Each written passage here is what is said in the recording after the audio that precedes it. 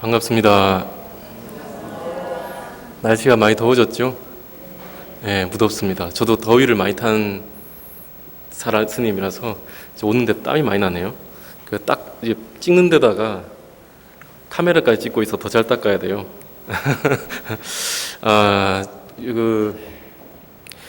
그간 지내시면서 어떻게 벌써 한 달이 흘러서 계속 세월이 가고 있는데 그간 법체는 청안하셨습니까? 법체는 건안하셨습니까? 혹시 이런 말씀 들어보셨나요? 이런 인사를? 스님들 사이에서는 이제 오랜만에 이렇게 보거나 하면은 이제 법체가 평안하셨습니까? 법체 평안하십니까? 이런 말을 하거든요. 그럼 그게 무슨 말이냐라고 하면 이제 법체라고 하는 것은 그 몸을 말하는 거예요. 상대방의 몸, 이 몸과 마음. 평안하십니까? 라고 묻는 것은 이제 평안하고 이제 평화롭고 또 편안하십니까? 이런 말이에요.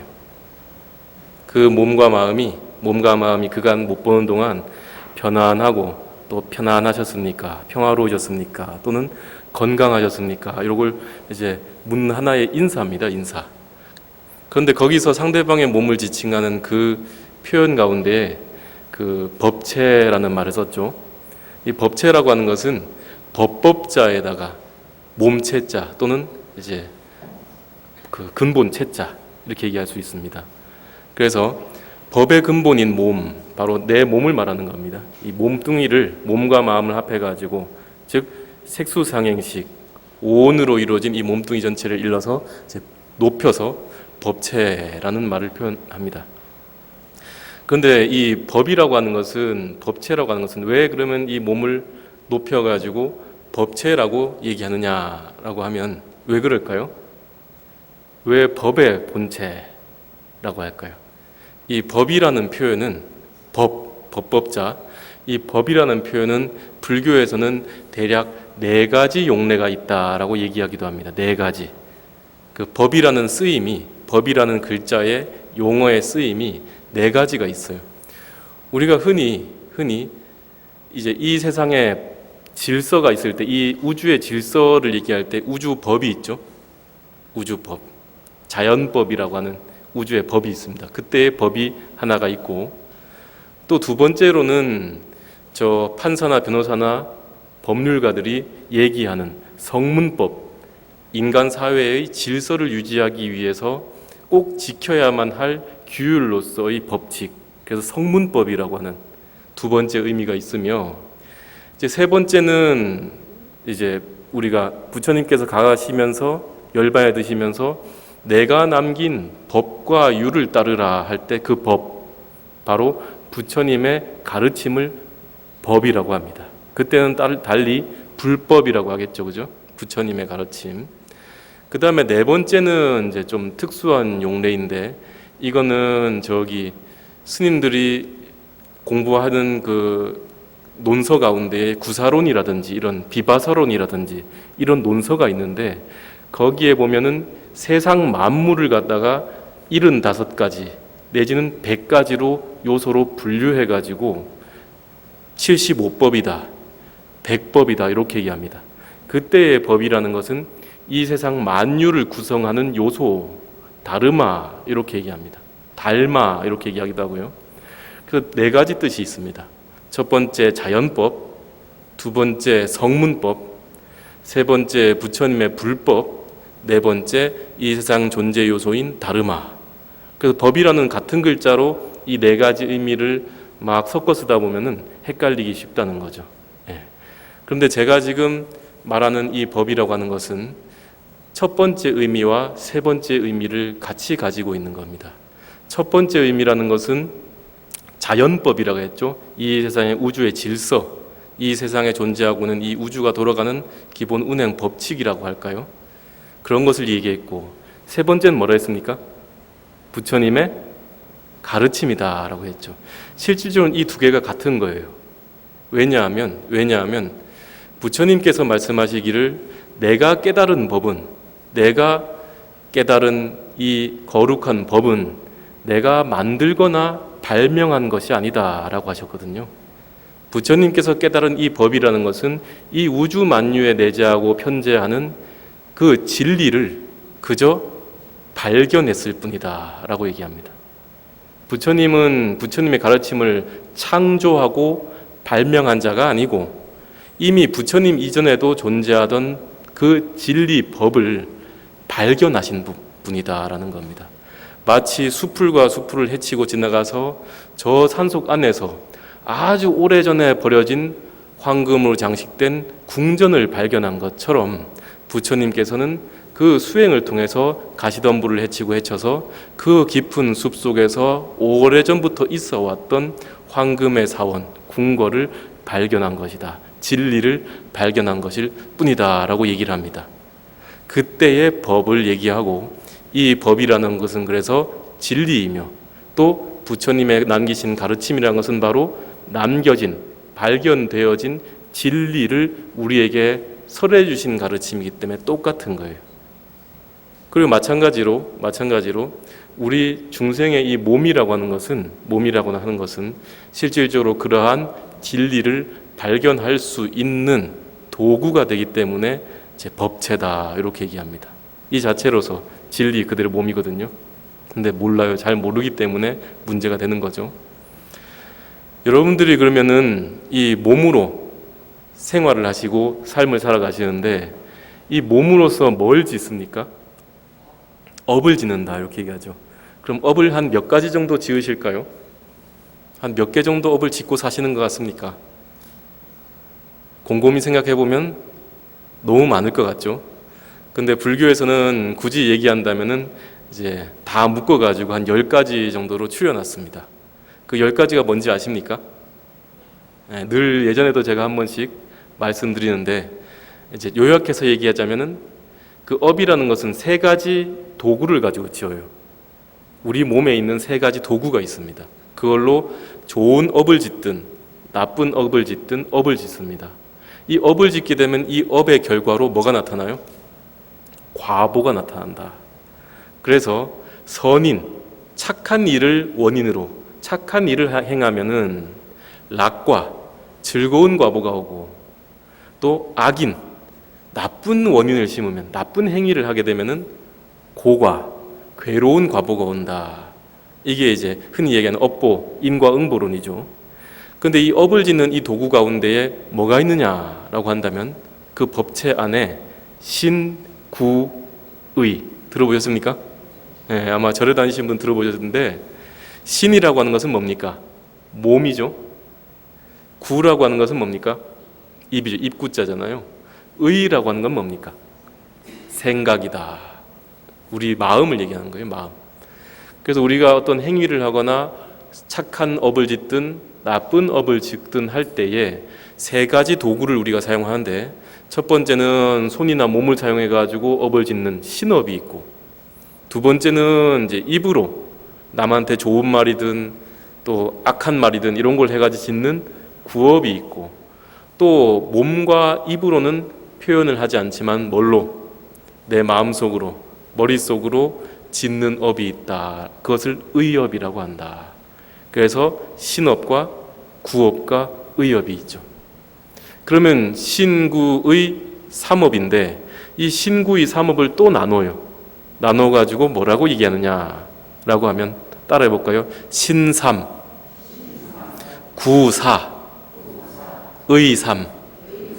신삼, 구사, 의삼.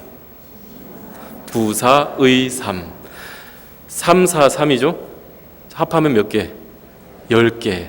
그래서 시박중재 금일참회 하는 거예요. 천수경에. 그럼 시박중재 금일참회 하니까 입이 달싹달싹하죠. 뭐가 나올 것 같죠? 뭐가 나옵니까? 살생중재 금일참회, 투도중재 금일참회, 사음중재 금일참회. 자, 살생, 산 것을 죽이는 것. 투도, 주지 않는 것을 취하는 것 또는 훔치는 것. 세 번째, 사음.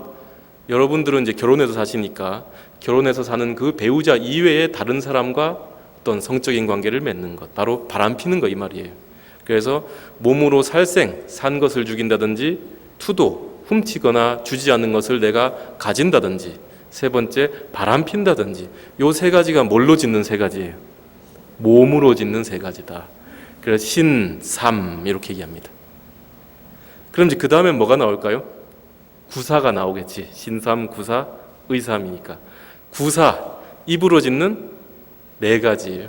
뭐가 있을까요? 자, 살생중재금일참회, 투도중재금일참회, 사음중재금일참회. 그 다음 망어중재금일참회, 기어중재금일참회, 양설중재금일참회, 악구중재금일참회. 네 가지 나왔죠? 처음에 뭡니까? 망어중재인가요? 잠깐 이것도 헷갈려요. 계속 하다 보면 살생중재금일참회, 투도중재금일참회, 사음중재금일참회, 망어중재. 그러니까 거짓말하는 거, 망어, 거짓말하는 거, 그걸 참여하겠다. 그 다음에 뭡니까? 기어중재금일참회, 아첨하는 말, 입에 발린 말 하는 거 있죠. 내 마음과는 다른 말을 해가지고 나의 이득을 위해서 남에게 아첨하는 말, 속이는 말 이런 것들. 그 기어중재금일참회. 그 다음에 세 번째 양설중재금일참회. 양설, 혓바닥이 두 개. 혓바닥이 두 개. 혓바닥 두 개인 동물이 있나요? 뱀인가요? 뱀은 이제 한 곳에 붙어가 두 개잖아요. 근데 양설이라는 것은 뭐냐면 여기서 요 말하고 저 사람한테는 저 말 해가지고 어떻게 됩니까? 그러면 둘이 싸움을 붙이는 거예요. 화합을 깨뜨리는 말을 하는 것. 요 사람한테는 저 사람이 니 욕하더라 그러고 요 사람한테는 뭐라고 합니까? 야, 저 사람이 니 욕하더라 이러면 어떻게 됩니까? 둘이가 그 말만 듣고 싸움 나죠. 화합을 깨뜨리는 말, 양설. 마지막은 악구중재금일참회. 악구라는 것은 악, 나쁘다 이 말이죠. 나쁜 입이란 말이죠. 욕설을 한다든지 또는 잘못된 말 또는 악한 말을 하는 것들을 악구라고 얘기합니다. 그래서 입으로 짓는 네 가지는 바로 거짓말을 한다든지 아첨하는 말을 한다든지 이간질하는 말을 한다든지 욕설을 한다든지 요걸 네 가지를 얘기합니다. 구사. 그 다음에 세 번째는 뭐가 있을까요? 신삼, 구사, 의삼이랬죠. 생각, 바로 내 마음으로 짓는 세 가지가 있으니 뭐다? 탐해중재금일참회, 진해중재금일참회, 치암중재금일참회에 나오죠. 바로 쉽게 얘기해서 탐, 진, 치, 삼독번뇌를 얘기합니다. 탐이라고 하는 것은 내한테 끌어당기는 것이고 내가 좋은 것을 끌어당기는 것이고, 진이라는 것은 뭡니까? 내가 싫어하는 것을 밀쳐내는 것이고, 치라는 것은 뭡니까? 그 마음 자체를 모르는 어리석음 그 자체예요. 이 세상이 영원하다거나 이 세상이 어떤 내 것이라고 할 만한 것이 있다라거나 이런 것에 집착해가지고 뭔가에 마음이 딱 달라붙는 것을 치라고 얘기합니다. 예를 들어서 스님, 탐이라는 것은 당기는 건 이해가 되는데 진은 왜 밀어내는 작용입니까? 라고 하면은, 자, 진이 왜 밀어내는 작용이죠? 진이라는 것이 뭡니까? 화내는 마음이랬잖아요. 보통은. 근데 화를 내는 것은 왜 화를 냅니까? 내에게 싫은 거니까. 싫은 거니까 어떻게 합니까? 밀어내죠. 탐과 진은 방향성 차이밖에 없어요. 탐은 내 좋은 거 땡기는 거고, 진은 내 싫은 거 밀어내는 거고. 그 탐진, 진은 뭘로 짓는 거다? 내 마음 속으로, 마음으로서 짓는 거다. 그래서 신업의 세 가지, 살생, 투도, 사음, 구업의 네 가지, 뭡니까? 망어, 거짓말하고, 아첨하고, 이간질하고, 또 욕설하고, 그 다음에 이렇게 네 가지, 그 다음에 의업, 마음으로 짓는 세 가지, 탐진치, 삼독번뇌, 이렇게 다 합해가 시박중죄다. 10가지 나쁜 무거운 죄다. 이렇게 얘기합니다. 그래서 보통 요 시박중죄를 반대로 뒤집으면 뭐가 됩니까? 십선업이 되죠. 예, 십선업이 됩니다. 예를 들어 십선업이란 건 뭡니까? 이렇게 하면, 예를 든다면 살생의 반대는 뭡니까? 남을 살리는 거죠. 대표적으로 뭐가 있죠? 방생하는 거. 방생이라 그러니까 뭐 살아있는 생물 사다가 강에 내보내는 거라고 하시는데 그게 아니라 모든 사람을 또는 인류를 또는 어려운 사람을 살리는 일을 하는 것. 이걸 다 살생의 반대인 십선업의 가운데 방생의 의미. 투도 반대는 뭡니까? 보시다. 훔치고 주지 않는 걸 취하는 것을 아니라 내가 가진 것들을 남에게 베푸는 것. 보시다. 이렇게 얘기하잖아요. 이렇게 이와 같이 10가지 악업의 대신에 10가지 선업도 있다. 이렇게 얘기를 합니다. 아무튼 자, 우리가 가지고 있는 이 몸과 입과 마음이라고 하는 것은 업을 짓는 10가지 악업을 짓는 도구가 될 수 있다고 했죠. 그 10가지 악업을 지음으로써 우리는 지옥계에 떨어지기도 하고 축생계에 떨어지기도 하고 악귀계에 떨어지기도 하고 또는 수라에 떨어져 가지고 싸움꾼이 되기도 하고 이렇게 여러 가지 업을 받아서 육도윤회를 한다. 이 여러 세상을 전전하면서 윤회를 한다라고 얘기를 합니다. 그게 바로 불교의 업윤회 사상이에요. 업과 윤회 사상이에요. 그런데 잘 들여다보시면은 우리가 짓는 이 업이라고 하는 것, 바로 몸과 말과 입과 또 생각으로 짓는 이 세 가지 업을 짓고 사는데, 반대로 돌려서 얘기한다면요, 여러분들이 방금 조금 전에 부처님께 상담불공을 올렸죠? 사시불공을 올렸잖아요. 부처님이 공양하는 시간에 맞추어서 부처님께 예불을 올리고 또 뭘 했습니까? 절을 하고 또 어떻게 했습니까? 마음속으로 착한 업들, 경전의 말씀들을 떠올렸잖아요. 그럼 뭘 한 겁니까 지금? 몸으로는 절을 하고 합장하고 기도를 하고 공양을 올렸으며 입으로는 천수경을 읽고 반야심경을 읽고 진원 등을 읽어서 부처님의 경을, 말씀을 독송했으며 마음으로는 일편단심으로 부처님을 바라보면서 부처님 상호를 바라보면서 내가 부처님을 닮아가고자 또 좀 더 나은 사람이 되고자 발언하고 기도하셨잖아요. 그죠? 그러면 중생의 악업의 도구인 신구의 이 세 가지 도구로 뭘 하신 거예요? 이제 불사를 지은 것이다 이 말이에요. 부처님의 일을 한 것이다 이렇게 얘기합니다. 그래서 입으로는 나쁜 말을 하거나 속이는 말 등을 할 수 있음에도 불구하고 뭘 합니까? 경을 읽고 좋은 말을 할 것이고, 몸으로는 나쁜 행위를 할 수 있는데 그것을 하지 않고 절을 하고 기도하고 남을 돕는다든지 이런 일들을 했을 것이며, 마음으로는 어떻게 됐습니까? 나쁜 생각을 하지 않고 부처님을 생각하고 그분을 닮아가고자 생각한 거잖아요. 그래서 이건 무슨 말이냐라고 하면, 우리 중생이 가지고 있는 이 몸뚱이는, 이 몸뚱이가 있는 한은 육도윤회를 할 수밖에 없는 업을 짓는 도구예요. 업을 짓는 도구다. 그런데 이 업을 짓는 도구를 업을 짓는 도구로서 전락시키지 않고 부처님의 일을 할 수 있는 수행의 도구, 바로 법구로 삼고 있다 이 말이죠. 그래서 이 몸뚱이라는 것은 잘못 쓰면은 중생나락으로 떨어지는 악업의 도구가 되지만은 잘 쓰면 뭡니까? 부처님 세계를 이룩하는 법의 본체, 바로 법체가 되는 것이다. 그래서 여러분들께 법체가 거난하셨습니까?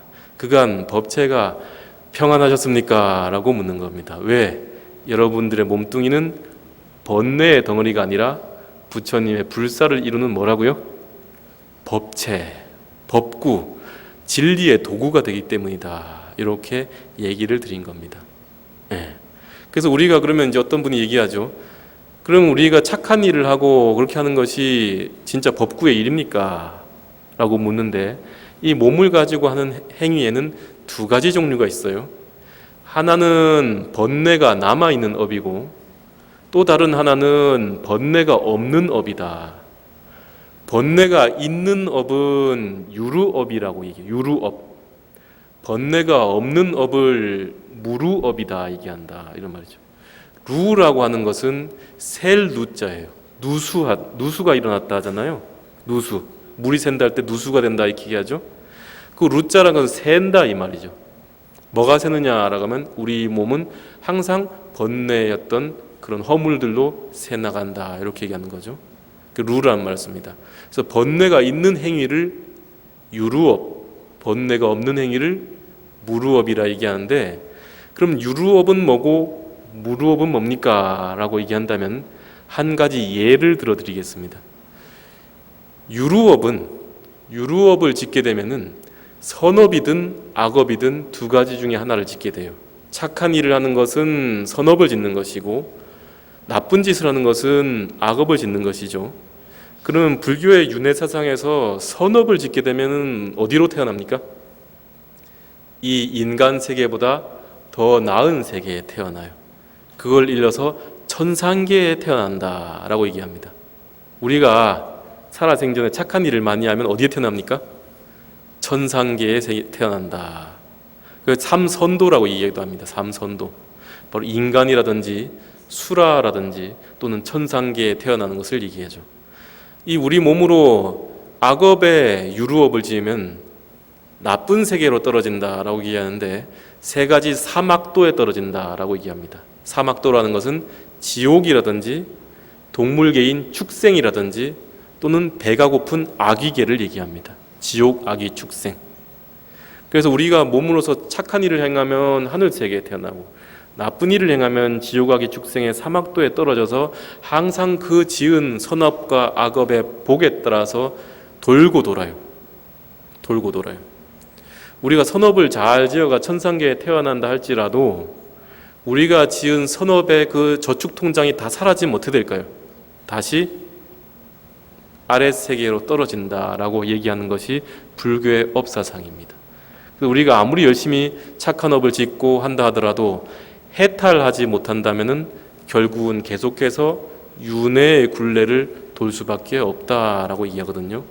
그래서 이와 관련해서 제가 하나 이야기를 드린다면은 중국의 유명한 문장가 가운데에 백낙천, 백거이라는 자가 있었죠. 아마 여러분들 이 얘기는 어느 법문에서는 한 번씩은 들어보셨을 거예요.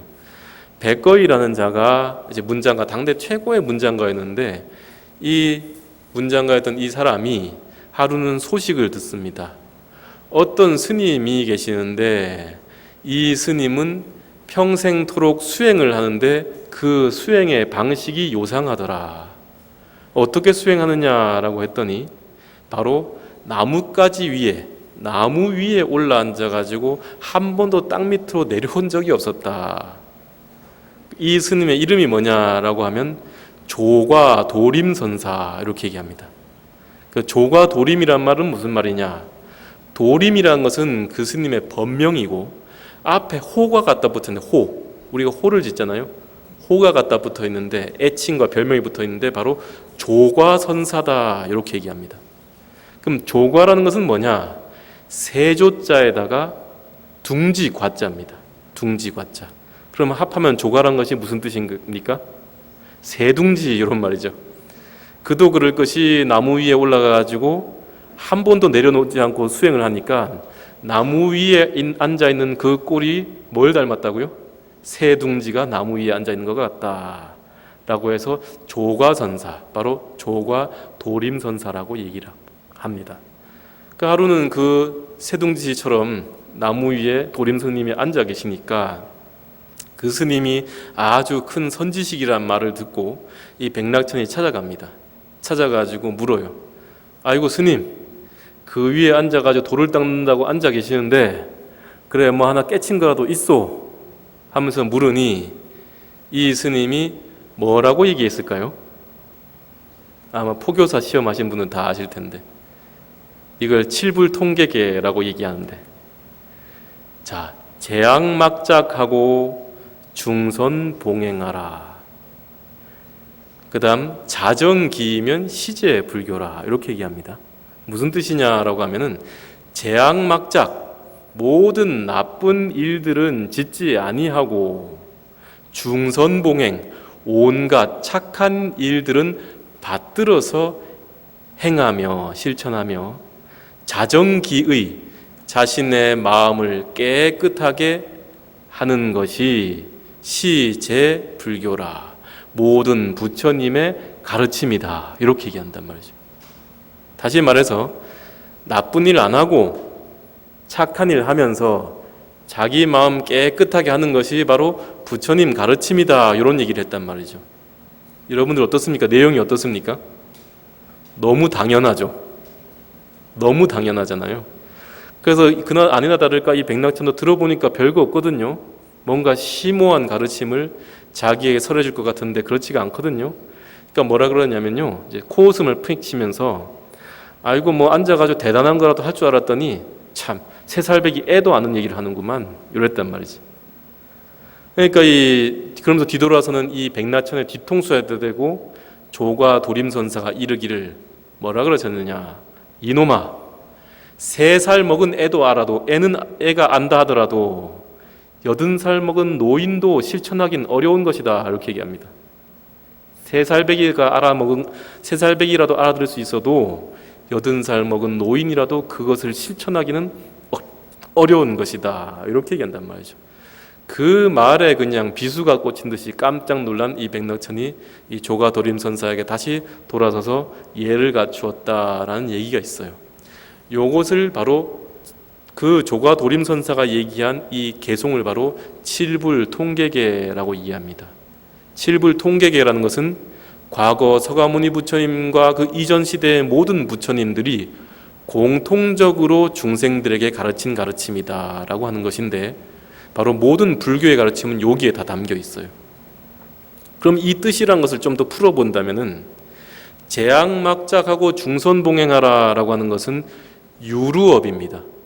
왜 유루업이냐라고 하면, 선을 행하고 악을 짓지 않는다는 것은 선을 행함으로써 하늘세계에 태어나고 악을 행하지 않음으로써 또 하늘세계에 태어나는 것인데, 선악을 행하고 행하지 않는 것은 아무리 열심히 해본들 윤회계를 벗어날 수가 없어요. 우리가 돌고 도는 이 천상을 포함해서 지옥, 악이, 축생, 인간, 수라, 천상계 이 육도의 윤회를 벗어날 수가 없어요. 그런데 그래서 이 앞에 두 구절의 가르침은 바로 생천도의 가르침이다 라고 얘기를 합니다. 왜? 선을 짓고 악을 행하지 않음으로써 생천, 하늘세계에 태어나게 하는 천상계의 좋은 복락, 즐거운 복락을 누리게 할 수 있는 가르침이다. 그런데 불교는 여기서 그치지 않고 세 번째 구절을 얘기하고 있으니 자정기이다. 자기의 그 마음을, 스스로 그 마음을 깨끗하게 해야 된다. 자기 마음을 깨끗하게 한다는 것은 선에도 치우치지 않고 악에도 치우치지 않으며 그 마음을 중도의 일심으로서 유지하는 것, 그 마음에 선이라는 것도 없고 악이랄 것도 없는 완전히 텅 비어진 공성을 체득하는 것, 지혜로서 꽉 찬 그 상태를 자정기이라고 얘기하고, 선과 악에도 치우치지 않는 그 텅 빈 마음을 가지면 우리가 어디를 벗어나게 되는 겁니까? 육도 윤회를 벗어난다라고 얘기합니다. 이런 얘기를 한번 하다 보면 어떤 분이 그럽니다. 아이고 스님, 저는 고마 그냥 천상계에 태어나서 잘 먹고 잘 살랍니다. 예, 그것도 괜찮은 방법이긴 해요. 괜찮은 방법입니다. 우리가 착한 일을 많이 행하면, 특히 착한 일이라는 것은 두 가지로 부처님이 얘기하는데, 보시를 하고 남에게 베풀고 지계, 계율, 윤리적이고 도덕적인 삶을 살게 되면 어디에 태어납니까? 하늘세계에 태어나요. 근데 문제가 하나 있습니다. 뭐냐? 이 하늘세계에 태어나는 복락은 기한이 있어서 복을 다 까먹고 나면 어디로 떨어집니까? 다시 아랫세계로 떨어지기 때문에. 천상계에 사는 사람은 그 복락이 너무나 훌륭하고 행복하기 때문에 자신의 그 복락이 사라지면 언젠가는 아랫세계에 떨어진다는 사실을 모르고 살다가 자신의 복락이 거의 소멸할 때쯤 되면은 자신의 안색이 빛이 나던 피부가 검어지고, 또 손과 발이 거무튀튀하게 쭈글쭈글해지며, 또 자신의 눈앞에 신통력으로서 자신의 다음에 받게 될 과보가 보이기 시작한다 이렇게 얘기하거든요. 그럼 그때 그 두려움에 떨면서 그 고통이 이루 말할 수 없다 이렇게 얘기합니다. 그러니까 천상계에 태어난다고 하더라도 어떻게 됩니까? 복락이다 하면 떨어진다. 그래서 자신의 마음을 깨끗하게 하는 무루의 복업을 쌓아야 되는데, 무루의 복업이라는 것은 바로 뭘까요? 지금 여러분들이 이 법당에 오셔가지고 행하는 모든 일들이 다 무루의 복락을 위한, 해탈을 위한 길이 되고 있다 이렇게 생각하시면 됩니다. 아시겠죠? 말이 길었다 그러죠. 말도 어렵게 한다 그러죠. 자, 그러면 또 한 가지 더 얘기해서, 그래서 우리가 이제 몸과 말과 생각으로 지는 이 세 가지를 삼업을 짓는다라고 얘기하는데, 여러분들이 법당에 와서 부처님의 일을 행하게 될 때에 이 세 가지는 더 이상 삼업이 아니라 삼밀을 행하게 된다. 밀이라고 하는 것은 비밀스럽다, 빽빽하다 이런 뜻인데, 바로 여러분들의 이 몸과 말과 생각이 부처님의 불사를 지음으로써 부처님과 똑같아진다, 이런 말을 하는 겁니다. 예. 근데 부처님이 되려면 얼만큼 수행하면 부처님이 될 수 있을까요? 우리가 지금 신구이 삼업으로 열심히 무루업을 지어가고 있는데 어느 정도 수행하면 부처님하고 똑같아질까요? 부처님 우리와 다른 게 뭘까요? 제가 지난 시간에 말씀드린 부처님이 구족하신 두 가지가 있다 그랬죠? 뭡니까? 지혜와 복덕이다.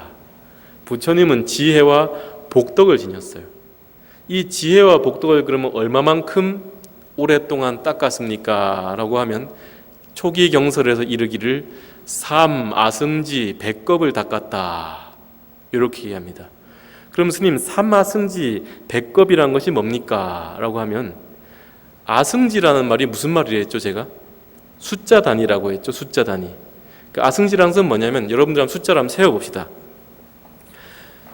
1, 10, 100, 1000, 만, 10만, 100만, 1000만, 1억, 10억, 100억, 1000억.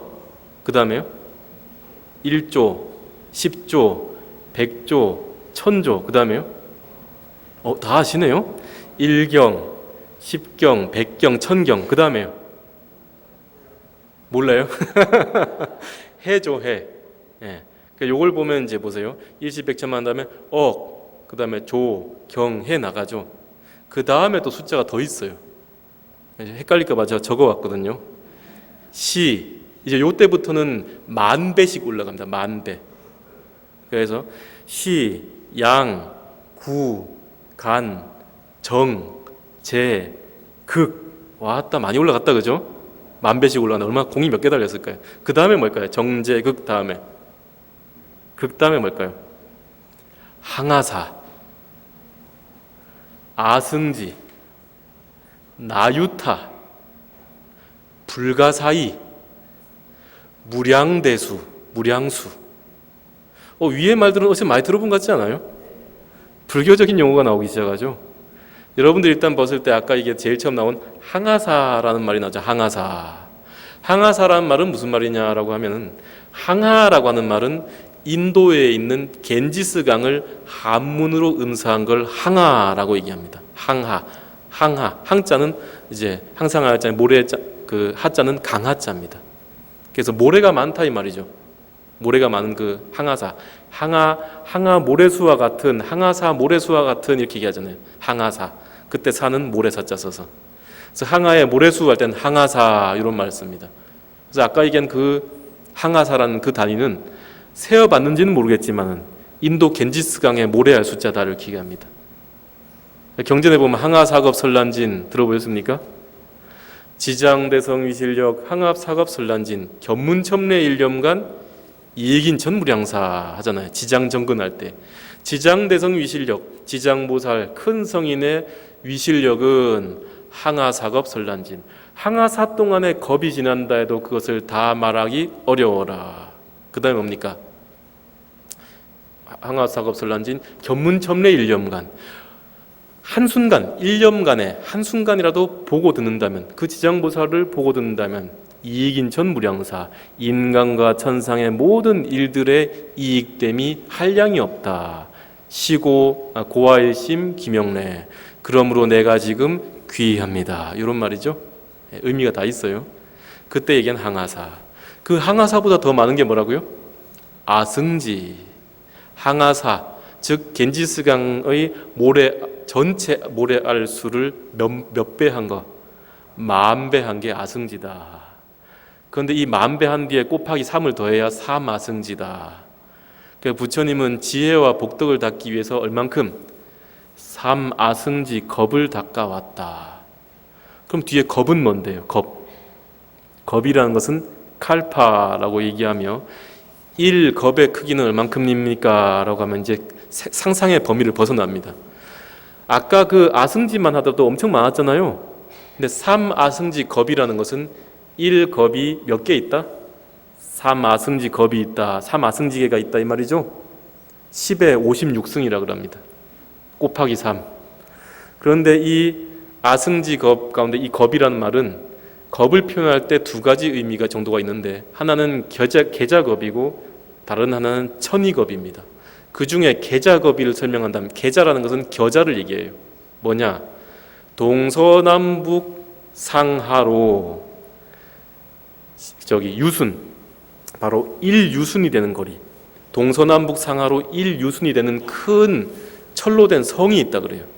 1유순이라는 것은 대략 15km, 동서남북으로 15km짜리, 동로 15km, 또 이제 가로 15km, 세로 15km, 위로 15km가 되는 아주 큰 철벽이 있는데, 철성벽이 있는데, 그 안에 눈에 잘 보이지도 않는 뭘 가득 채워요? 겨자씨를 가득 채운다. 하늘에 사는 사람이 100년에 한 번씩 내려와가지고 그 동서남북 15km의 성벽 안에 담겨있는 겨자씨를 100년마다 한 번씩 꺼내가는데, 다 꺼내가지고 그 겨자씨가 다 없어지는 그 세월을 일러서 몇 년이라고 한다? 1겁이라고 한다. 근데 그 1겁이 이제 몇 개가 있어요? 3 곱하기 10에 56승계가 있다. 상상이 됩니까? 안 된다 이 말이지. 그 오랜, 그러니까 쉽게 얘기하면 그냥 오랜 기간 동안, 이 말이에요. 셀 수 없는 기간 동안 부처님이 수행을 해 나오셨는데, 그것이 바로 사마승지 무량수의 겁을 닦아 오셨다. 그럼 맨 뒤에 백겁은 뭔가요? 백겁. 사마승지 닦았는데 지혜와 복덕을 닦았어요. 근데 사마승지 백겁을 닦았다 그랬거든요. 맨 마지막에 뭐 사마승지에 비하면 백겁 정도야 얼마 안 되잖아요, 그죠? 근데 그 백겁은 뭘 닦았을까요? 부처님이 필요가 있으니 닦았겠죠. 상호복을 닦았다. 상호가 뭡니까? 우리 부처님 이제 조난이 아주 거룩하면 뭐라 그러죠? 아유, 부처님 상호가 원만하십니다 이러잖아요. 바로 부처님의 위, 얼굴 모습과 이 풍채, 이 온 몸에서 풍겨져 나오는 이런 분위기나 이런 모습들 있죠. 이걸 상호라고 이해하고, 이 상호를 원만하게 닦기 위해서 상호업을 100겁 동안 닦았다라고 해요. 그러니까 얼짱이 되기 위해서 노력하셨다 이 말이에요. 왜 얼짱이 되기 위해서 노력하셨느냐? 왜 중생이 보기만 봐도 저절로 경배의 마음이 들도록 했느냐라고 하면, 중생의 이 안이비설신이라고 하는 감각기관은 보이는 것에, 들리는 것에, 냄새 맡는 것에 집착되기 쉽기 때문에 같은 모습이라도 좀 더 좋고 멋있고 예쁜 것을 보기 좋아한다 이 말이죠. 그래서 중생을 좀 더 잘 수월하게 교화하기 위해서 100겁 동안에, 사마승지급 동안에 지혜와 복덕을 닦을 뿐만 아니라 100겁 동안에 상호복을 닦으셨다. 그러함으로써 30 이상 80종호라고 하는 원만한 상호를 가지게 됐다라고 얘기를 하는 거예요. 여러분들 달마대사 아십니까? 달마대사 상호는 어떻습니까? 달마대사께는 참으로 미안한 얘기인데, 우리 달마대사 상이 있잖아요. 달마도 같은 거 집에 한번 잘 걸어 놓으시죠. 뭐 수맥 차단된다 해가지고. 달마대사는 그 정도뿐이 아니신데 세상에 수맥 차단하는 용도로 쓰이고 계셔요. 근데 이 달마대사 보면 어떻게 생겼습니까? 우락부락하죠. 그냥 세상에 그렇게 못생길 수가 없죠. 이런 말 해도 되나? 달마대사님이 노하실 수도 있는데 너무 못생겼잖아요. 그럼 달마대사의 이 못생김은 어디로부터 온 것인가? 달마대사의 못생김은 어디로부터 왔을까요? 대자비심으로부터 왔다. 그럼 왜 자비스러운 마음이랑 못생긴 거랑 무슨 관계가 있습니까? 라고 하시는데 얘기를 하나 드려드릴게요. 달마대사가 서쪽에 원래는 남천축국, 남인도의 왕자 출신이라 이렇게 얘기합니다. 남인도 어느 왕국의 왕자 출신이다. 그 용모가 너무나 빼어나고 아름다웠기 때문에 무사람들의 흠모를 받을 지경이었다. 그러한 스님이, 그러한 왕자가 출가를 하여서 도를 닦으니 오죽하겠어요, 그죠? 얼굴도 멋지고 또 도력도 있고 마음도 깨침을 얻었으니 어마어마한 복력과 도력이 있을 거 아닙니까? 그래서 본인 스스로가 이제는 내가 인도에 머물 것이 아니라 저 동쪽으로 가서 중생들을 구제해야 되겠다라는 마음을 먹고 동쪽으로 가셨어요. 그래서 우리가 뭐라 그럽니까? 달마가 동쪽으로 간 까닭. 또 바꾸어 말하면 뭐라 그럽니까? 조사께서 서쪽에서 오신 이유, 이렇게 얘기하잖아요. 두 가지 같은 말이에요. 중국에서 본다면 조사 설레이, 조사께서 서쪽에서 오신 뜻이 뭡니까? 인도에서 보면 달마가 동쪽으로 가신 뜻이 뭡니까? 이거 똑같은 말이죠. 그 화두로 쓰는데 이 달마 대사가 이제 쭉 가는데 어느 지방을 중국과 인도의 국경 지방을 지나갈 즈음에서 이무기 한 마리 어디서 썩은 내가 진동을 한다 이 말이죠. 썩은 내가 진동을 해가지고 둘러봤더니 용이 되지 못한 이무기가 죽어서 몸뚱이가 땅바닥 들판에 널브러져 있는데 그것이 썩으면서 썩은 내가 진동을 하더라. 이 달마대사 그것을 보고는 아이고 저거 놔두면은 마음도 좀 그렇고 또 썩은 내가 진동하니 사람들이 좋지 않겠구나, 치워야 되겠다 해가지고 어떻게 하느냐, 자신의 영과 육을 분리하는 그 수행이 된 분이라서 자신의 몸뚱이는 한쪽에 잘 천장한 채로 놔두고 자신의 식업이 빠져나와가지고 그 이무기의 몸으로 들어가서 그 이무기가 이렇게 기어가게 해가 이무기의 몸에 들어가가지고 이렇게 기어가서 그것을 버리고 오겠다 이런 생각을 합니다. 그 이무기 몸에 들어가서 버리러 쭉 갔는데 버리고 이제 다시 또 쭉 그 식업만 가지고 버리고 몸뚱이는 버리고 이무기 몸뚱이 썩은 몸뚱이는 버리고 다시 자기의 몸을 찾으러 오니까 자기 몸이 어디로 가고 없어진 거예요. 아무리 둘러봐도 자기 몸뚱이가 안 보이네. 그래가지고 이 수행이 깊은 스님이니까 선정에 들어가 내 몸뚱이 어디 갔는가 이렇게 천안통으로 찾아보니까 저 곤륜산 어느 동굴 안에 들어가 있더라. 그러니까 왜 저기 동굴에 들어가 있는가 해서 그쪽을 찾아가 봤더니 어떤 도인이, 어떤 사람이 자신의 몸뚱이를 훔쳐간 거예요. 그리고는 그 훔쳐간 그 자리에는 지금의 달마대사처럼 아주 못생긴 몸뚱이가 놓여져 있는 거예요. 그 달마대사 생각하기를 이제 꽁 아니면 닭이라고 어떻게 합니까? 그거라도 입고 타고 가야죠. 그 몸뚱이로 들어가야죠. 그러니까 그 지금의 이게 못생긴 달마대사 몸뚱이 들어가가지고 그 곤륜산으로 자기 몸뚱이 있는 곳으로 찾아갑니다. 찾아갔더니 어떤 사람이 자신의 몸뚱이를 가지고 있더라. 그 몸뚱이를 자기 몸인 양 가지고 있더라. 내 이놈 그 몸뚱이 내놓거라 하니까 혼미백산의 그 도인이 깜짝 놀라가지고 저를 어떻게 찾아오셨습니까? 라고 하니 내가 선정역으로 들어가 보니 네가 내 몸뚱이를 훔쳐갔으니 내 몸뚱이 내놓거라 하니까 왜 그리고 네가 내 몸뚱이를 훔쳐가느냐라고 물었더니 그 곤륜산에 사는 선인이 얘기하기를 자기가 원래는 달마대사 그 얼굴처럼 아주 못생긴 도인이었는데 얼굴이 너무 못생기고 충측하다 보니까 자신이 깨달은 그 법을 중생들에게 설하러 갔더니 중생들이 어떻게 한다? 혼미백산 도망가더라 이 말이지. 그런데 어느 날 들판을 유행하고 있는데 주인 없는 몸뚱이가 아주 잘생긴 몸뚱이가 앉아 있어서 그저 가져오고 내 것은 두고 왔을 뿐이다. 그 말을 달마대사가 쭉 듣다 보니까 안 됐어요. 짠하다 이 말이지. 그래 그러면 내 몸뚱이 가져가서 잘 쓰라 하고는 어떻게 한 겁니까? 그 곤륜산 도인의 못생긴 몸뚱이를 지고 온 거예요. 그래서 중국으로 법을 전하러 갔더니 지금의 중국 사람들은 달마대사가 늘 그렇게 생긴 것인 양 생각하고 있더라. 그래서 달마대사의 그 모습은 뭐의 발현이에요? 그래서 대자비심의 발현이에요. 자기 몸뚱이마저도 보시해버리는 거죠. 엉뚱한 얘기하다 시간 다 가네. 15분밖에 안 남아 10분도 안 남았네. 그러면은 다시 돌아와서 우리가 그 오랜 세월 사마승지 100겁 동안의 부처님의 일은 할 수가 없겠죠. 그 오랜 기간이 걸리잖아요. 어떻게 닦을 것인가 이 말이에요. 이 닦는 방법에 대해서 티벳에 있는 불교도들, 티벳 불교에서는 하나의 방법을 제시하고 있으니 우리가 모든 공덕 가운데 가장 뛰어난 공덕은 부처님의 경을 읽고 그것을 여러 사람들에게 진리를 전해주는 것이잖아요. 그런데 그것을 그 8만대장경 한번 다 읽으려고 한다면 얼마나 걸릴까요? 평생 다 넘겨도 다 못 봐요. 읽어 나간다고 한다면 다 볼 수가 없습니다. 그런데 이것을 입으로 읽는다, 눈으로 읽는다 생각하니까 8만대장경 한 번 읽는데 아주 오랜 세월이 걸리지만은 꼭 입으로 눈으로 읽을 필요가 있느냐 이런 생각에 빠진 겁니다. 그래서 어떻게 하느냐? 몸으로 읽자. 그럼 몸으로 어떻게 읽습니까? 라고 하면 구룡사 가보셨습니까?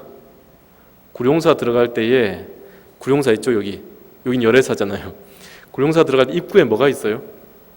혹시 경통 돌리는 거 보셨어요? 예, 경통 안에 경을 넣어가지고 요래요래 돌려가면서 가잖아요. 그럼 그 경이 안에 이제 예를 들어 금강경이든 뭐 법화경이든 안에 들어있으면 한 바퀴 뺑그러 돌리면 어떻게 됩니까? 경을 한 번 읽은 거예요. 두 번 뺑그러 돌리면 어떻게 됩니까? 두 번 읽은 거네. 그럼 100번 돌리면요? 100번 읽은 거네. 우리가 눈과 입으로 읽는 것이 아니라 신구이 삼업 가운데 신으로서 읽자 이 말이에요. 그 몸으로 읽는 거예요. 그걸 경통 또는 만이차라고 얘기하고, 좀 더 나아가게 된다면 저기 예천 용문사 가보셨습니까? 예천 용문사 대장전 국보 328호죠. 그 안에 들어가게 되면 윤장대라는 게 있어요. 윤장대라는 것은 바퀴륜자에다가 그 창고 장자, 바로 안에다가 부처님 탑처럼 이렇게 뺑글뺑글 돌아가는 것을 모셔놓고 그 집 안에 경전을 잔뜩 넣어놨어요. 그래서 옆에 보면 짝대기가 이렇게 튀어나와 있네. 그럼 짝대기 밀고 어떻게 됩니까? 한 바퀴 뺑그르 돌면 어떻게 됩니까? 그 안에 든 경전 한 번 읽은 공덕. 그러니까 여러 번 돌리면 어떻게 됐습니까? 어마어마한 복덕이 쌓이겠죠. 그래서 이 의미는 뭐냐면은, 우리가 부처님의 지혜와 복덕을 따라가기라는 것은, 사마승직업 동안 수행해야 하리라는 것은 너무 오랜 시간이 걸리기 때문에 현재 이 몸으로 좀 더 속성반으로 하겠다 이 말인 겁니다. 그래서 그 안에 경통을 넣고 경을 넣고 돌리는 거예요. 그러니까 여러분들 나중에 구룡사 한번 가시면 돌리죠. 이렇게 여기서 10번 읽지 마시고 거기서 한 바퀴만 돌리셔야겠죠. 예. 그 이런 얘기를 하다 보니까 어떤 분이 그러더라고요. 스님, 그러면 3000배를 빨리 하시는 방법도 있습니까? 예, 있습니다. 3000배 단박에 끝내는 방법은 뭘까요? 3000불전에 가가지고 지극일심으로 한 배를 하는 겁니다. 근데 문제가 있어요. 지극한 마음이 돼서 그 3000불전에 앉아있는 모든 3000배 부처님한테 다 내 마음이 가 있어야 된다. 또 편법 알려주면 어디 가가지고 한 배 넣고 3000배 했습니다 이럴까봐 걱정이 돼서 얘기하는 겁니다. 예. 자, 아무튼 이런 얘기들을 많이 했었다. 그리고 딴 또 얘기를 한다면은, 그러면 대승불교에서 공덕을 키우는 방법은 뭐냐 이 말이죠. 지혜와 복덕을 키울 수 있는 방법. 스님들이 살다 보면 대중생활을 하는 곳에 가면 이런 말을 합니다. 예불과 공양과 울력에만 안 빠지면 중노릇 잘한다.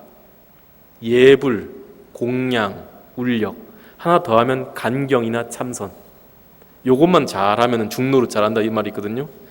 예불 때 맞춰 안 빠져먹고 잘하고, 공양도 수행이에요. 공양, 밥 먹을 때 맞춰 잘 들어서 공양하고, 대중들이 단체 노동을 할 때 잘 참석하는 것만 하더라도 그 스님은 스님으로서의 모든 행위를 잘 하고 있는 것이다 이런 말이거든요.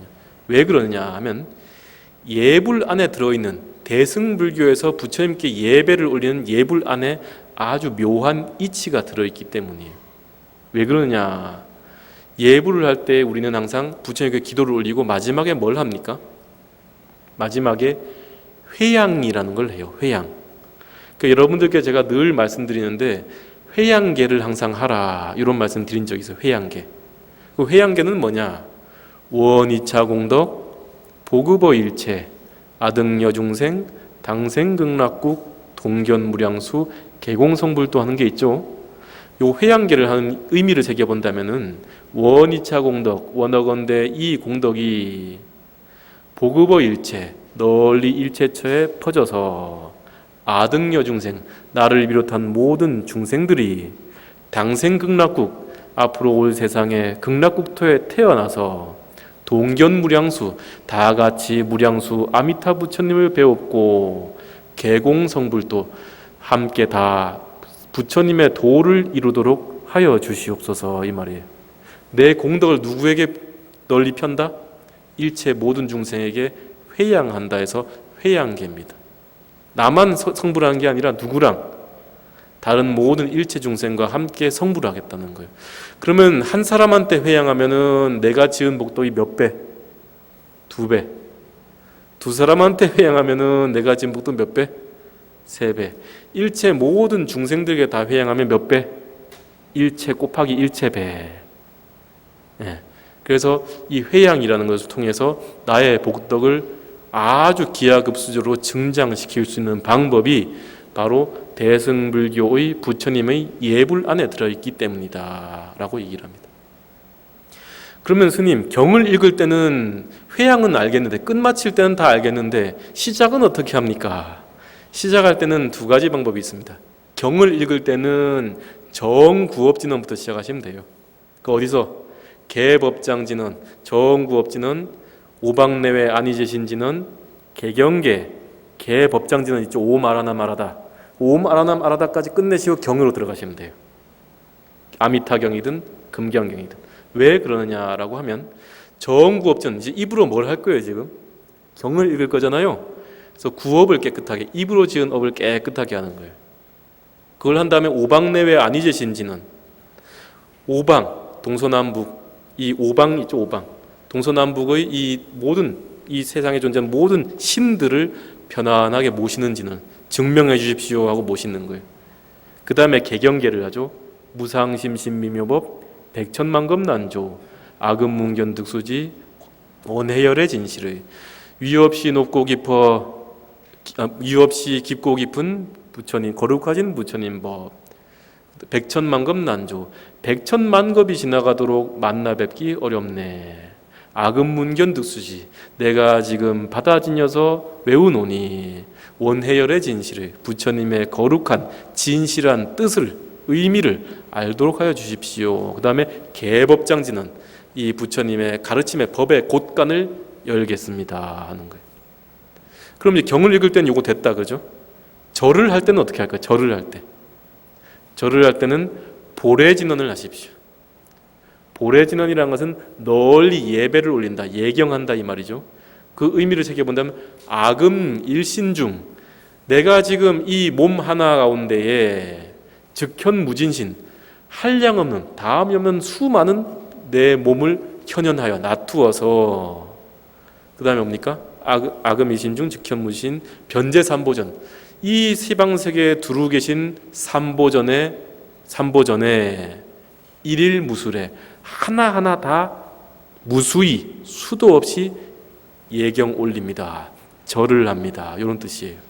그래서 보례진언을 해가지고 절을 하고 원위차공덕 회양계로 마치는 거예요. 오늘 배울 게 뭐 이 뒤에 뭐 이런저런 얘기도 많은데 다 못하고 요약합시다. 우리 몸이란 것은 신구의로 이루어져 있다. 우리의 몸과 말과 생각으로 업을 짓는다. 10가지 업을 짓는데 이 10가지 업을 짓는 도구가 아닌, 중생의 도구가 아닌 부처의 도구로 바꿀 수가 있다. 몸과 말과 생각으로 부처님의 불사를 짓는 일을 행할 때에 우리 중생의 삼업의 도구는 삼밀로 전환되며, 삼밀로 전환해서 부처님께 예경을 올리게 된다면 그 자체로 무루업, 해탈업을 짓는 것이다. 그래서 이 우리가 기도를 할 때에, 무루업을 지을 때는 항상 회양이 중요하니 모든 기도 가운데에, 모든 기도의 끝에는 자신의 공덕을 일체 모든 중생들에게 회양할 수 있는 그런 마음을 가져라. 경을 읽을 때는 정구업진언부터 개법장진언까지 해서 시작하면 되고, 절을 하거나 할 때는 보례진언을 통해서 그 의미를 살려서 시작하시면 된다. 이렇게까지만 얘기 드리면서 오늘 좀 부족한 법문은 마치도록 하겠습니다. 근념하였습니다.